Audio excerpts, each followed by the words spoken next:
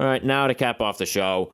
Yeah, Marvel just seems to be pumping out stuff like it's a fucking factory at this point. Okay, the trailer for Ms.Marvel was released this past week, and it's a new or really upcoming series that's going to premiere on Disney Plus on June 8th. And it follows like a young girl who is growing up and being raised in Jersey City, and she discovers out of nowhere that she has like on IMDb it said like a polymorphous set of powers. Just like it feels like a weird set of like random powers that you can do random things, like kind of like I don't know, kind of like Elsa's ice powers in Frozen. Like there's no real like confined terms to the powers, but that just seems to be what we're dealing with Ms.Marvel. You kind of breathed sigh there. What's behind that? Oh, the whole polymorph thing, because it's like she does not have her powers from the comics, but we'll get into that. I mean, for me, here's the thing: I'm not a big Ms.Marvel fan, but I like the character. I like that she's this weird, quirky character in the comics. That she's a fanatic and of the superhero genre. Like to me, I like that. I think this is cool. There's a lot you can do with those type of characters. To a certain extent. Spider-Man over the course of the years had those elements, but again, those aren't really the defining traits. But Ms. Marvel, those kind of are. So one of the things I like about the show aesthetically, I really like. I like that it's kind of imbuing some of those comic booky elements into live action, as if her character, because again, she's a very animated character, so seeing that's in her mind as well, I don't know, that's pretty neat, that's pretty cool. However, I am also upset about this show because this character has only been around for about 10 years, so still relatively new. She still does, she's still a new character. One of the things about her is that she has powers in a similar set as Mr. Fantastic. That's her shtick. She can elongate her arms, her body. She can be taller, shrink. That's what she can do. She has a very similar power set as Mr. Fantastic. But they completely ignored that and changed it for the show, and I don't understand why. Because I thought you were referencing something like that in the trailer. I'm like, I don't remember seeing anything like that in the trailer. But sorry, go ahead. Again, this is just the comic book nerd in me. It's just like, why change something about a character that's still so new, that is literally meant for a younger audience and for other people to probably get into comics too? This is a good character to start off, but it's like, why change those superhero elements? Again, that's just that's just me. I don't like it when they do that. And not only that, but like, okay, she's a Captain Marvel fanatic, right? Now you're giving her similar powers as Captain Marvel, essentially cosmic-like powers from an amulet. It's, that's very off for me. That's just me personally. Yeah, I could definitely understand that. It kind of feels weird. Like, okay, why do you have more than one character with like the powers of Captain Marvel? But we'll just see. I mean, I think one of the big tasks that the show has for it is, again, differentiating itself from other MCU series. And I'm gonna be honest, floor is kind of low there in terms of like quality, as far as like, okay, like how can this be better than the other ones? But I don't know. But like one of the things that did stand out to me, building off as far as like what you're saying about the character herself, Kamala Khan.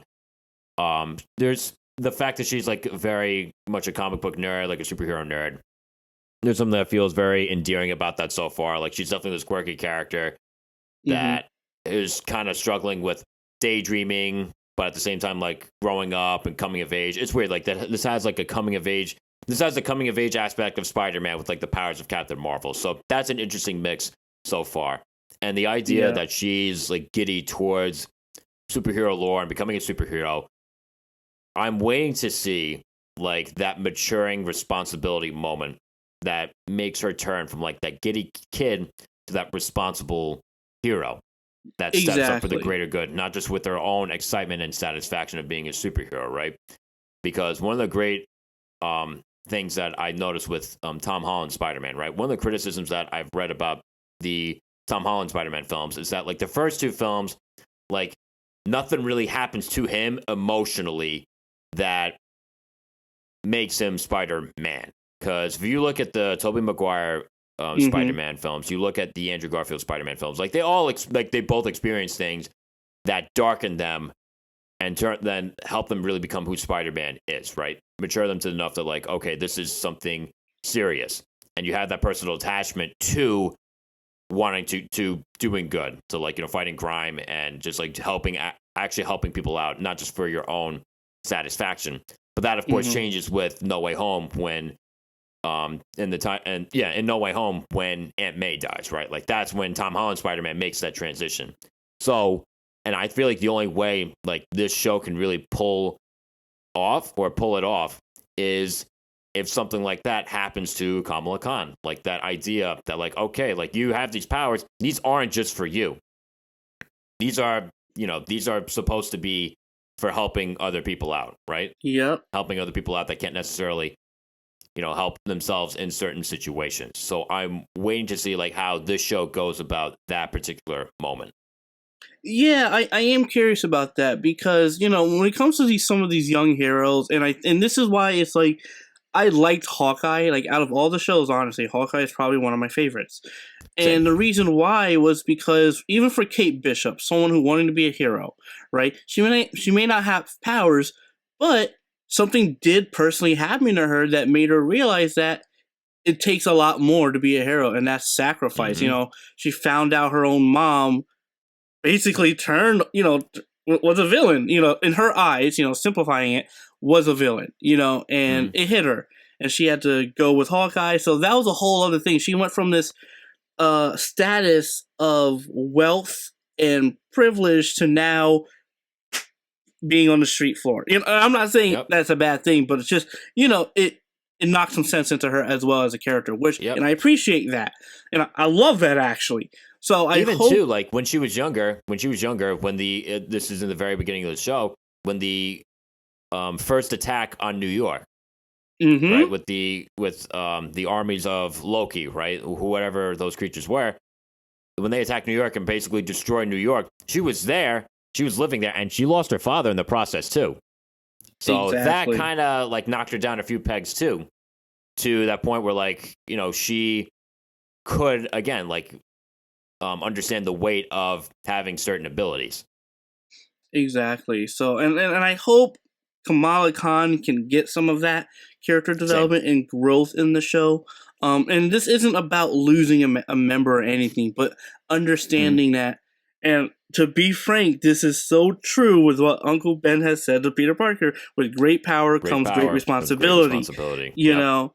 So I hope they really delve into that. And again, I like Kamala Khan. Like, I'm one of the comic book fans that actually like her as a character and as a person. She's pretty cool. She's, especially the superhero nerdy aspect, cool.